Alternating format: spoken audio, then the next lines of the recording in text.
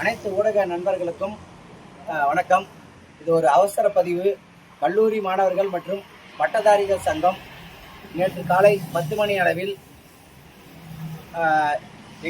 எங்களுடைய துறை ஆணையரக அலுவலகத்தில் எங்களது போராட்டம் முன்னெடுக்கப்பட்டது. தொடர்ச்சியாக நாங்கள் அமைதியான முறையில் தான் போராடிக்கிட்டு இருந்தோம். அப்படி இருக்கும்போது கடைசியாக ஒரு 6 மணி இருக்கும். அப்போ ஆணையர் எங்களுக்கு பேச்சுவார்த்தை அழைச்சாங்க. ஆனால் அந்த பேச்சுவார்த்தையில் எங்களுக்கு முழு திருப்தி அடையலை. அதனால் நாங்கள் இங்கேயே போராட்டத்தை தொடர்றோம் அப்படின்னு சொல்லி வலியுறுத்தி அங்கேயே முழக்கங்கள் இட்டோம். தொடர்ந்து முழக்கங்கள் இட்டு கொண்டே இருந்தோம். ஒரு 10 மணி அளவில் உங்கள் பேரை சொல்லுங்கள், உங்கள் மீது எஃப்ஐஆர் போடப்படும் அப்படின்னு சொல்லி பேரெல்லாம், ஃபோன் நம்பர், பேரெல்லாம் எழுதி வாங்கிக்கிட்டாங்க.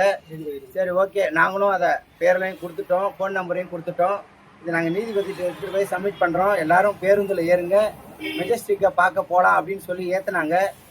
ஏற்றி கொண்டு நம்ம கோயம்பேடு பேருந்து நிலையத்தில் கொண்டாந்து இறக்கி விட்டாங்க. நைட்டு 11 மணிக்கு 11:30 அளவில் இறக்கி விட்டுட்டு அதுக்கப்புறம் என்னானே கண்டுக்கலை. இறக்கி விட்டுட்டு எங்களுக்கு ஒரு இயற்கை உபாதை கழிக்கிறதுக்கு கூட எந்த ஒரு இடமும் இல்லாமல் டோரை லாக் பண்ணிட்டு போயிட்டாங்க. அந்த கஷ்டத்துலேருந்து தான் இந்த போராட்டம் நாங்கள் தொடர்ந்து நடத்திக்கிட்டு இருக்கோம்.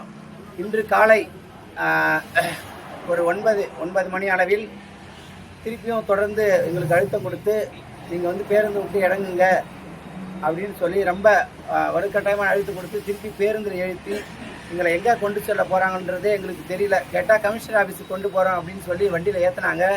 ஆனால் நாங்கள் எங்கே போயிட்டுருக்கோம் அப்படின்றது தெரியல. அங்கங்கே பார்க்கிங் மாதிரி நிறுத்தி அவங்கவுங்க ஒரு முடிவு பண்ணி அப்படியே அழைச்சிட்டு போகிறாங்க. இப்போ எங்கே போகிறோன்றதையும் எங்களை பார்வை திறனை பயன்படுத்தி எங்கே போகிறோன்றதை சொல்லாமல் கொண்டு போகிறாங்க. எங்களுக்கு தெரியாது அப்படின்னு நினச்சி எங்களுடைய மாற்றுத்திறனை ஒரு தவறான முறையில் இந்த காவல்துறை கையாளுகிறது. இதனால் கடும் விளைவை எங்கள் சந்திக்க நேரிடும்.